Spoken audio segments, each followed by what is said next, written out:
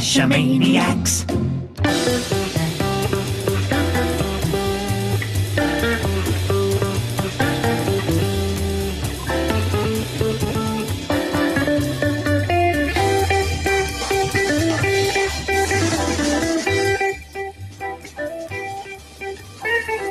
GeoGearHeads. Well, welcome to GeoGearHeads episode 374. Tonight we are random. I mean, more than usual, we are random. This is one of my favorite randomized episodes. This is LXXIX. You know, that's 76. You could just, or 74 rather, you could just say that. Yeah, but I wanted our listeners to have to do Roman math in their heads. Well, LXXIX. It's episode 374 and Randomize 74. Ooh, I didn't get that. Oddly enough, that's a coincidence. I just realized like right now. So from this point on, every show has to be randomized in order to keep that streak going. Yes. Well, yeah, we have to keep things random on the Randomize show. Oh. And in order to keep that going, we've invited Land Monkey back.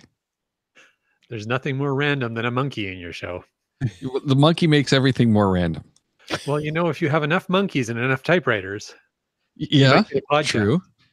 You can get a podcast script. See, I was gonna say if you had enough monkeys and microphones, but you know, yours works too. Well, why use a microphone when you can use a typewriter? It makes a much better audio podcast. You know, I've always said when I retire, I want to open up my own typewriter repair shop. Purely as a tax write-off, because I will have no customers. Oh, okay. I was waiting for the punchline. I was going to say you might actually have some customers these days. Yeah, that's kind of retro. You'd get like steampunk typewriters going. Well, speaking of which, have you seen the, I think, pretty cool keyboards that are actually based on the old style typewriter that even have a carriage return bar? Instead of enter? I have. Yes. Yeah. I want to try one someday, but I have not had my hands on any. Have they come down in price at all?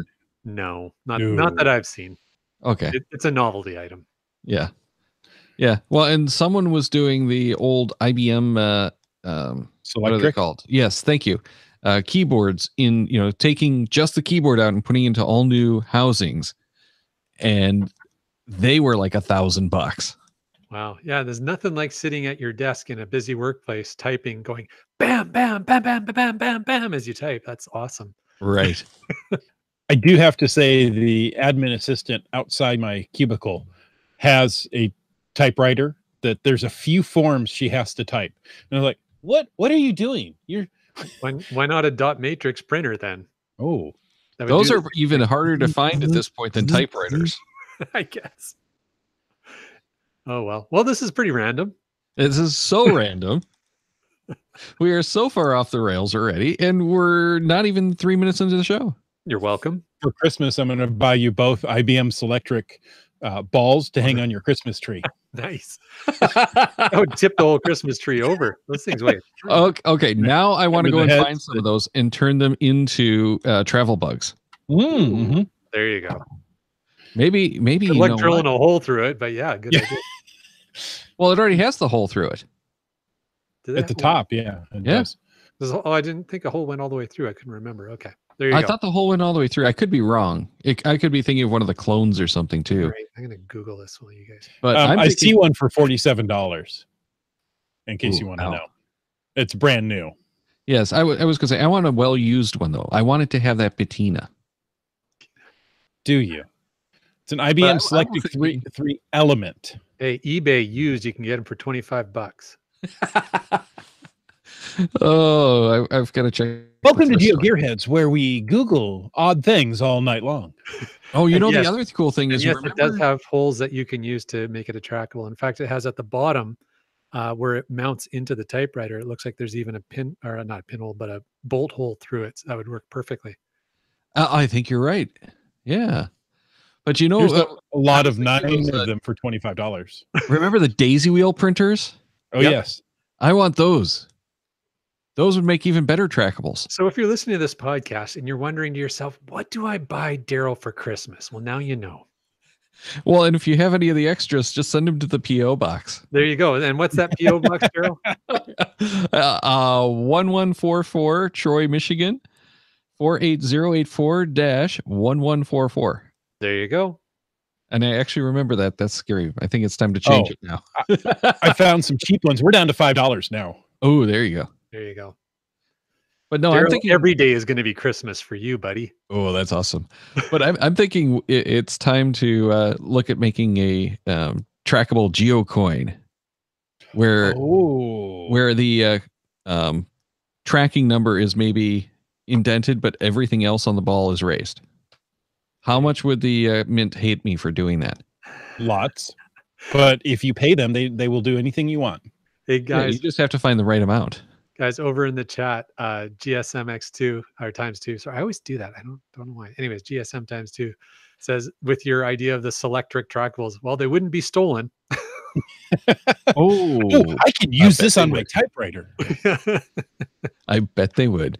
Well, people would be like, ooh, look, this is a nice trackable to break through that ice or something like that. Well, and I mean, if you look at the average demographic of geocachers is, our age and up. They're going to actually know what this is when they see it. Yeah, you're probably right. How can you use that in a puzzle cache? Ooh, now you're going somewhere. It's a gadget cache, gadget puzzle cache. Oh man, now I'm envisioning a Selectric typewriter where you have to figure out the code, and it types everything but a few letters, and when you get the right code of the letters that are missing, it unlocks the top or something, and then you get your cache.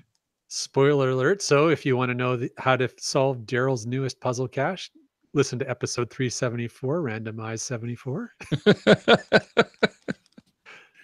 Oh, I wish I had the skills, let alone the time to put something together like that. It's always the time. Yeah. You can learn the skills. Think about that. That would be really cool, as if, it only, you disabled a bunch of keys. So type this phrase and, only certain keys would work. It would spell out a word, a code, something. And now I'm getting flashbacks to those cartoons you used to watch as a kid with the superheroes. What was it? Mixelplix or something like that? You had to get, that was Superman's enemy. Oh, okay. You had to get him to say his name to return to his dimension or some such. Right. There you go. Awesome. Oh, nice. Okay, let's move on to actual content rather than us just babbling. This is what? Do you know how much people pay for good ideas? I mean, okay, we didn't have any, but people do pay. Yeah, I was going to say this podcast is worthless. Youch. I cannot say that.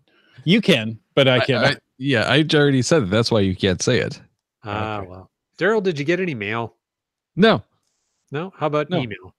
How about we got some email, but we're going to start with a comment from Master Sergeant USMC on Patreon. How's that? Sounds good. Good enough? Okay. So he just wanted to touch base that we're doing a great job and enjoy listening to the podcast. Well, thank you. And thank you for your support.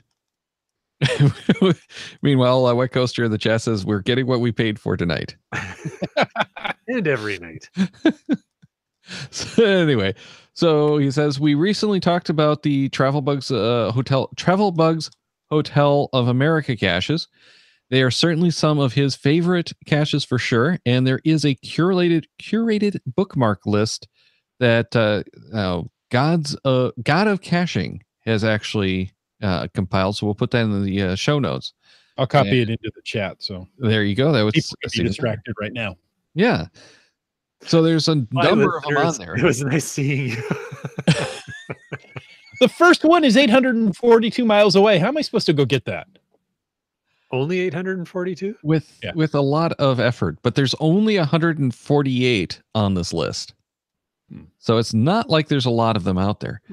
And one of the things I realized when I was looking at this is that you cannot sort the bookmarks by distance. No, you cannot. That's the first thing I looked at. That's what GeoGearHeads is for. Well, and you can create a pocket query of this. So this is another one of those situations where the pocket query is going to be your friend. Because you can do the pocket query of the, as long as you're a premium member, of course, of the bookmark list and have that saved off into your connect, your account so that you can get it from the apps and stuff. Because it's a public list, you can't get at that list from your app. Right. So you have to do it as the public list, right? Right. So, okay, how many were on that list again, Daryl? 148. 148. So it's a little bit to import into Cache Tour. Probably a little bit too much to put into Cache Tour. I'm not sure you could actually do Cache Tour because I think it does public list, but I'm not sure. But even if you turn into a GPX, you can load it into Cache Tour, right? I mean, sure. A couple steps, so it's easy, but that's a lot. I was just thinking, like, you could plan your road trip across the United States of America, finding TB hotels using Cache Tour and that list. You could, but one of the nice things is once you create that pocket query, you don't have to run it. You can just create the pocket query and then do the preview. Right. And it will zoom you in, but take you to those caches. So you can see the closest. One of the things that I notice is the four-ish closest caches that are actually still live, because there are some that are disabled. To me, I have found. Wow. Ooh, and I'm looking at the map right now. There's also one in Pittsburgh area, not in Pittsburgh, that I also found as well. Huh. So I have found one, apparently. Well, I apparently found winners and didn't even know that I had. Cool. You know what? There's one in Orlando area called Howard Barton's Travel Bug Resort. I might have to. Put it on your list, buddy. Yeah, well, I'm going to be down there. I'm probably not going to have time to hit it, but I might have to hit that just to, find a cache out there, and it's right off of one of the freeways. All right. So are these only in the US, or are they? They are of America. Okay. Let me see if I can find out real quick for you, because I want to say that it is only US. Yes, it is only in the US. All right. So time to start the Travel Bugs Hotel of Canada caches list. Absolutely, if there's not one already. But you got to put together the whole organization. They could be 5 maple leaves for the winners. Put together the whole organization. This day and age, it means I just need to create a Facebook page. I'll take 2 minutes. Oh, please don't do it on Facebook. We want it to. Oh, please do it. I'm going to do it on Facebook just to bug Daryl. Oh, what do you care if it's a Canadian one? Because I want to go visit Canada. All right. Hey, I was telling my coworkers they have to go visit Canada. Sorry, you were both talking at the same time. What was that? Well, Chris said that I'm north of Canada, and I was saying I was trying to convince my coworkers they need to go to Canada. Yes. Yeah, they should. There's some great geocaching up here. Well, they're not geocachers, but they are Pogo players, Pokemon Go. Oh, that's unfortunate. Yeah, but if they go to Canada, there's in Windsor, right along the riverfront, a nice set of Pokestops and gyms that they can hit. Well, talking about Pokestops that you can and cannot hit, do you want to switch to that topic? Jump down to that one? Sure. Why don't we do that? Chris, do you want to read this one? I certainly would, because Engadget, it's a good website to go to on occasion, has the headline, Pokemon Go settlement promises action on nuisance Pokestops. And that could just be about any Pokestop, but say, aren't they all? As part of the settlement, Niantic will agree to field any complaints from homeowners who claim Pokemon Go players have wandered into their yard in pursuit of a virtual pocket monster. It's virtual, Land Monkey. Why would they even write that? Yeah, I don't know. Well, because maybe someone has an actual pocket monster. I guess. That's not what you think it is. Guy, don't go Google pocket monsters right now. You're not going to like what you find. Why do you guys keep inviting me back? I don't understand. Well, because we need to know this. Residents will have a right to file a removal request anywhere within 40 meters of their property. We have no idea how far that is. Okay. Well, 40 meters is 40 million. To help you understand how much 40 meters is. Yeah, we have no idea how far 40 meters is. Is that like 17 miles? Times it by 3, and that's feet. Well, no, I thought it was 80 miles. 80 miles. No. Times 3 is 240 miles. Or no, 88 miles, because it's 2.2, right? We're talking meters, right? Yeah. All right. Amateurs. Isn't this a science podcast? Shouldn't you do everything in metric? Well, everyone should do everything in metric, but we're Americans, so we don't. All right, 40 meters, 120 feet, approximately. Yes, I was going to say that's not even the distance between caches. No, it's not. Wet Coaster says double it and add 30. There you go. Yeah. Something like that. It works okay if you're working with increments of 30. Yeah.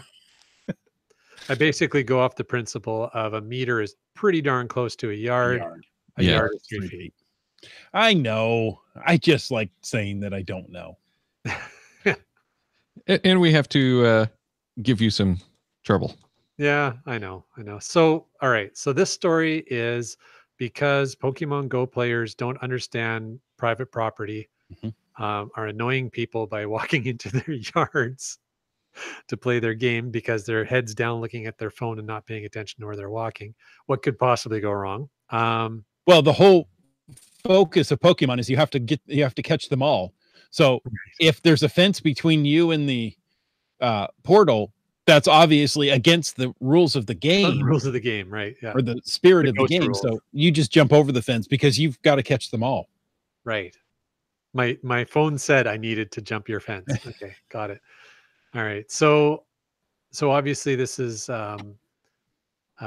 it's a, what do they call that when a whole bunch of people sue somebody at the same time? Class action. It's a class action suit. Is that what this is? Yeah. Well, so it says in the end of the article that Niantic was hit with a class action with a class action after its disastrous Pokemon Go event in Chicago, and was also the subject of a failed lawsuit that tried to force game developers to get permits before placing virtual objects in public parks. Oh, we don't want that. No, and this is why this is so relevant to geocachers. This is potentially precedent setting. Right. So if that came to be. Yeah. So even we've had a number of issues with geocaches, and that's why we have some of the restrictions on archive caches being so hard to find, was settlements. I don't think anything ever went to court, but the agreements, so we'll call it agreements with some of the landowners, is they did not want anything to be listed, so they wanted it removed. But instead they got the archive it, and you can't find it unless you know how to get to it directly. Wow. Yeah, I mean, when something's up on the internet at any point in time, is it ever really gone? No. Internet Wayback Machine. Right? So yeah. But yeah, I mean, in general principles, and I get it, right? Like if a piece of property either belonged to somebody else and they had a geocache on their property and then they sold that property to somebody else, or because I've seen that happen where they're on like the grounds of hotels or businesses, and then the business changes hands and the business owner doesn't know there's a geocache on the property. Right. That happens. There's private property, maybe land changes from public trust to private property for some reason, and and so there was legitimately a cache there, and now it's a challenge. I get it. Virtuals, earth caches, etc. There's a lot of scenarios where I think this Pokemon story is applicable to the geocaching world, as you're saying, Daryl. Right. Well, and it is different because this is specifically looking at the virtual stuff. But I think it is going to be applicable to anything location-based. Right. Not just games, but anything location-based. What about like the Google Maps kind of stuff where you do reviews on businesses? What if somebody doesn't like you doing reviews on their business? See, that I think there's a different, because it's a review, it's a different criteria altogether. However, if you are doing like a tour, a guided tour, and put like the murder capital of Chicago is here, I could see just outside my pizza restaurant. Great, thanks. Well, I could see even if it's like the center of the city square, this is where someone was lynched in 1910. Right. Well, all of a sudden now you're going to get that tourism department or something, or saying, hey, we don't want this here. We're going to sue to have this point of interest removed. Yeah. Yeah, and I guess that I was thinking more the point of interest rather than the reviews is actually what I was thinking. So Yeah. So that's the worry I have with this, aside from just the, let's play the game, is almost like a revisionist history kind of situation. right. Yeah. Well, I mean, and that's happening, right? Regardless of virtual stops or not. So Right. well. Facts have no relevance in today's media, right? Yeah, it's Or whoever said it politics. last and loudest. Yeah. So, this is I totally get this, and I do sympathize with the property owners. I think there needs to be some way to remove or restrict access. And one of the other things that I had seen with the settlement, and unfortunately that wasn't mentioned in this Engadget article, was that they were talking about times for availability on Pokestops and gyms. So they'll actually be able to mark the hours of that location and only have the gym or Pokestop available while the park is open. Interesting. That's a good idea. That's a great idea. It seems like such a basic thing that they should have thought of in the first place. I wouldn't be surprised that they thought about it and decided it was too much engineering for the initial release. Well, how do they do that? Okay, so I'm going to choose Washington State Parks because, well, I know them. They are open from dawn to dusk. That's not that hard to do. They already understand dawn to dusk. That's true. I guess they understand that sunrise, sunset. Mm-hmm. So that's not going to be that tough, I don't think. They just have a flag in the time that says, dawn, and opens at dawn, closes at dusk, or vice versa.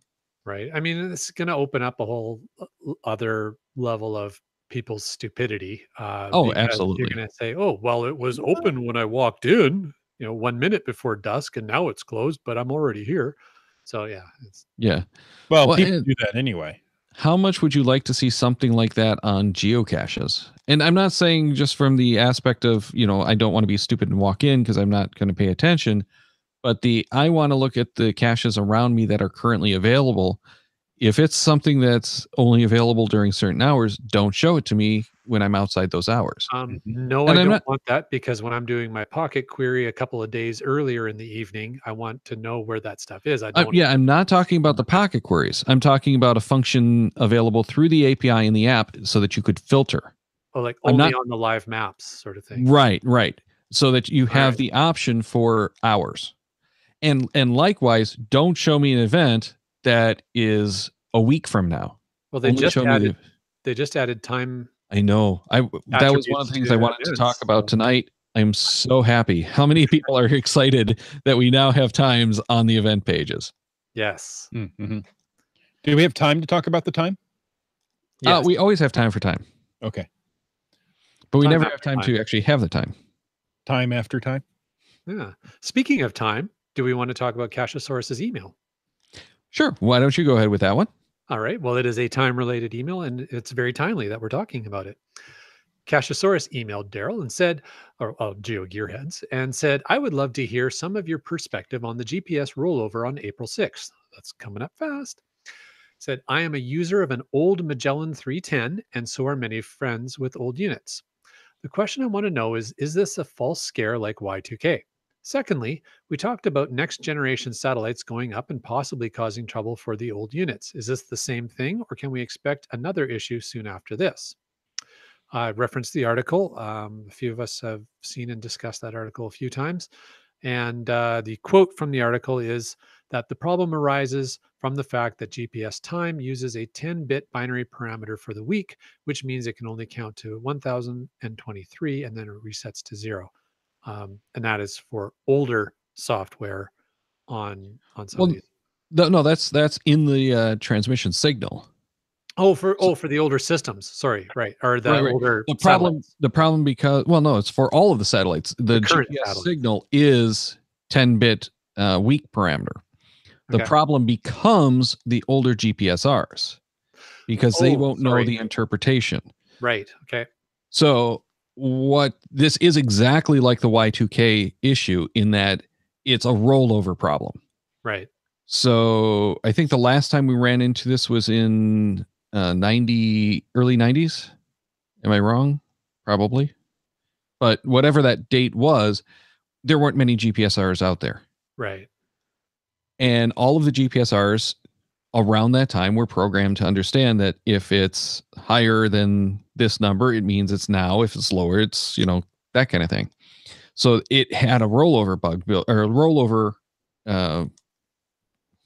fix built into it. And that's all that the GPS manufacturers really need to do. Right. So I've seen, so I'm looking at this, and you're right. It was that's about when it was the last time. I'm looking at the article that we have the link to, and the article I read a month or so ago on this was more detailed than this one is.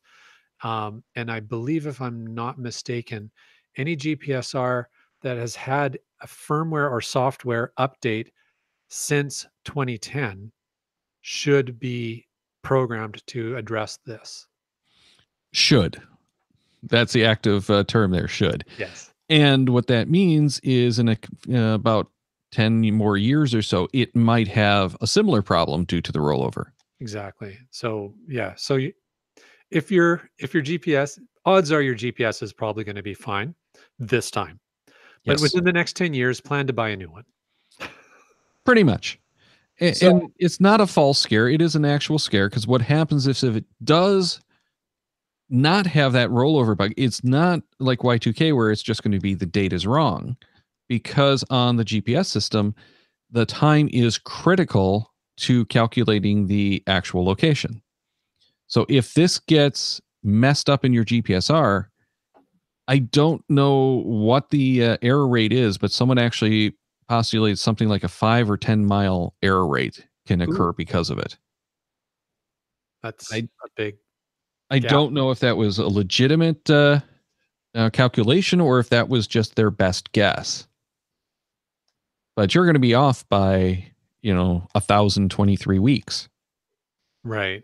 And right. So, GPS is all time-based anyway. Correct. Right. That's how it uses its, it knows where it is based on time. So when the whole thing is off, we've got issues. Yeah.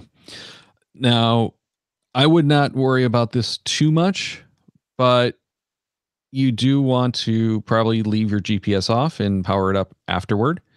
But before you power it up, make sure, before it switches over on the 6th of April, make sure that you plug it in and get that next firmware update in there. No matter how old it is, give it a shot. See if you can get a new firmware update. It's always a good practice anyway. Well, I shouldn't say that because we've run into them where they pricks it. But for this one, you probably want to make sure that you do have the latest update in, and then fire it up after April 6th so that you can make sure you've got the current almanac and that all your satellites are updated. And I would expect, and I could be totally wrong with this, but I would expect that the first acquisition of the almanac after the rollover will take longer than usual. But that's just speculation on my part.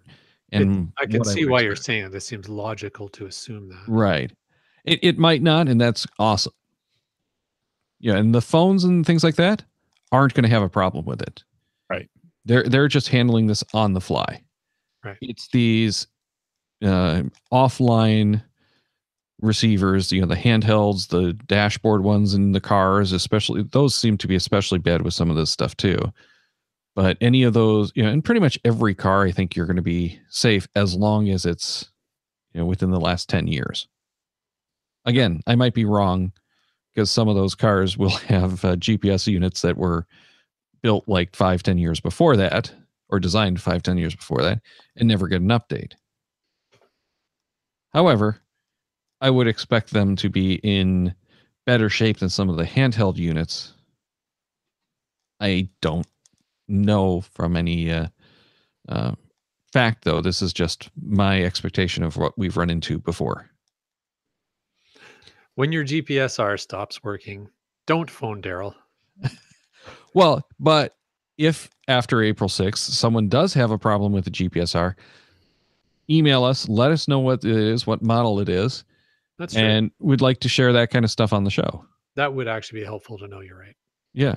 And if you have an older unit, don't let us know that your Oregon 750 works or your 30X works, because we assume those are all going to work. But if you do have like these older Magellans, what was the other one that came out of Europe that I can't remember the name of? I want to say it was Rand McNally, but I don't think that's the one I'm thinking of. There was another manufacturer out of Europe that made GPSs handhelds for a while and then got out of the game. What about your old Delormes? Mm-hmm. So let us know on those kind of situations, because I'm pretty sure the PN40s and 60s are fine, but maybe not that 20. Yeah, I have an old Magellan that I never use. I should fire it up. Yeah, I've got my Sport Track and see what happens. Yeah. Sure, I've got my Sport Track and my what was the other Meridian? I have my GPS 80 here. See, that I think you might actually be able to get a firmware update, but I wouldn't bet on it. Well, do you remember the old Garmin 4-pin cable? I do. I even somewhere around here have the 4-pin cable with a DB9 to USB adapter. Oh, well, send that to me, Daryl. Email it to me. If I had it, I would send it to you. But I don't know where it is. We used it at a few of the events, and I don't remember what I did after that. It's in one of those blue lidded buckets behind you right there. Mark, GPS cables. Those are the trackables to be put on the board over here. Ah, there you go. In the organized trackable system. Yes. And then over here somewhere, I think, is where that cable ended up. But it never seems to be there. So I think it's actually in one of the boxes downstairs that never got fully unpacked after we moved in here. There you go. Awesome. That you always get. Well, let's get to the second. I was going to say, hope that helps Cachesaurus out a little bit there. Well, it does, but he has that second point of the next generation of satellites. Right. This is not going to affect those next generation of satellites, or this has no impact on the generation of satellite, because this is in the protocol that they're using for the GPS. So it is not something that these satellites are going to fix. However, I believe there was something with a change in the L5 signal that the L5 satellite or the signal coming from the L5's channel is going to be more data rich. So I would not be counting out that L5 fixes, the L5 signal would fix this problem. I could be completely off with that, because you know what? I don't know anything about the L5 signal. I follow where you're going. I was interpreting the question differently.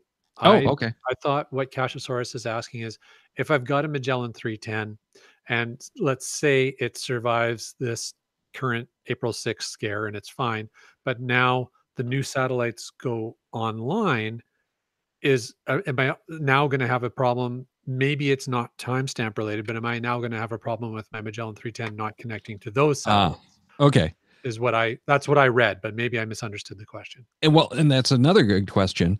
Is my understanding again, these units should not have a problem. These Magellan 400, even like the GC series, those are fine. The older ones, like my Sport Track and Meridian, those are more likely to have problems. Again, it's the firmware updates are the bigger problem. But most of the modern GPSRs should be getting the almanac from the satellites anyway, and therefore not really care.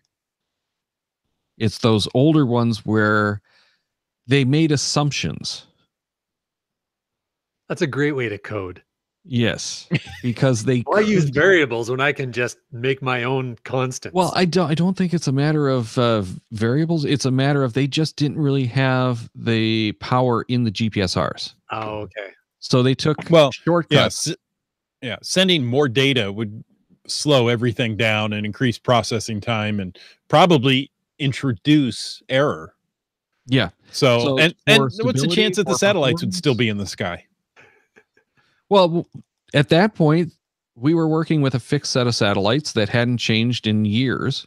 So in order to get consumer units up and flying, I think that they I think this was what they were saying, is that they had to like hard code into the ROMs those satellites.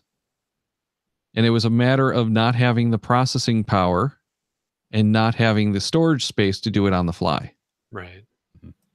So new satellites outside of, a certain set of criteria were giving them problems. And I remember having this issue with my Magellan GPS or whatever it was, the original consumer version from Magellan.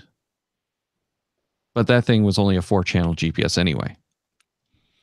And remember in the early days of geocaching, like 2005, they always told you get the 16-channel GPSRs. And if I remember, again, this is purely from recollection, the 16 channels were the ones that worked well because it could do 16 satellites at once, and they had the processing power to handle all 16 satellites. The other option was like the 4-channel, and the 4-channel ones had to round robin and take turns talking to the satellites and trying to figure it out. That's where you'll find more of those pre-programmed assumptions, because they couldn't talk to all the satellites at once. I remember 12-channel satellites, or maybe it was a 12 GPS. Yeah, maybe I think there was 12 and 16, but maybe 12 was just an interim step up to 16. Yeah, I could have it wrong that it was the 12 were the ones that you wanted, 16 were even better. Mm-hmm. So yeah, there was in the early days limits on how many they could talk to based on the hardware that you had. Garmin eTrex was a 12-channel. Yeah. Well, I remember that was exciting because it was a high performance unit compared to everything else. So those Garmin yellows that we all cursed were actually considered high performance. It's always relative, right? Right. So in essence, I think what we're kind of saying here is as long as you have a GPS that was good at geocaching, you're probably not going to have problems with these satellites. Well, there you go. That's a good. We don't know to work from. Yeah, we don't know. But if you got a geocaching unit, we'll say like 2003 or 4 is probably when that's really started to come around. I don't expect that you're going to have problems with the almanac. You might have to do an update because even the 60 CXX that I had needed an update at one point to address those new satellites because for whatever reason they didn't have the appropriate code. I'm thinking it was probably a bug that they had to address to properly handle them. So you might have some issues with the firmware, which essentially means that you can talk to those satellites. But my guess is it will at least recognize the satellites. All right. And way to talk around that one, right? Well, and as I was going to say, and again, as Daryl said earlier, if you do experience a problem with your GPSR after April 6th, let us know the make, model, and what the problem is you're having. Send it into, was it feedback at, what is it? No, it's just GeoGearHeads at CacheManiacs.com. GeoGearHeads at CacheManiacs.com. Say, Dear Daryl and Chris. You were wrong. Oh, Daryl, that's a shame that we both thought the same thing at the same time. Start your emails with that. Yes. And then bring me back. Put that in the subject. You were wrong. and please let me come back for that episode. I want to read those. Well, and you know what we're probably going to see happening again is remember, I would say 2007 and 8, people were constantly looking at their satellite screen to see which satellites they were talking to. I think we're going to see the same thing all over again. It was amazing. I knew which satellites should be overhead. Oh, I'm talking to, 19 and 31. Those are the good ones. Oh, hey, or here's a thought. Because all these changes are happening on the GPS constellation, what if you have a GPSR that uses GPS GLONASS? Yeah. GLONASS is going to be different, of course. Yeah, because GLONASS won't be experiencing these challenges. No, but I don't think in North America we can get a complete fix on GLONASS alone. I might be wrong. I've used my 30X on just GLONASS. Have you? Okay. Yeah, that might have been a problem earlier, because one of the things that Russia has done is beef up that satellite constellation. And one of the reasons why so few GPSs had been using GLONASS when I started caching was you didn't get a good fix. Right. Well, Daryl, keep in mind, I can see Russia from my front porch. So. Mm-hmm. Oh, well. And in Russia, satellites find you. Well, then you need to apply for a government job in international relations. A Senate job or something. Yeah. Yeah. I understand that's a famous American quote. I'm not sure I go as far as American, but yeah, American political quote. All right. Well, hey, that's the 3 main pieces of feedback that we had to cover today.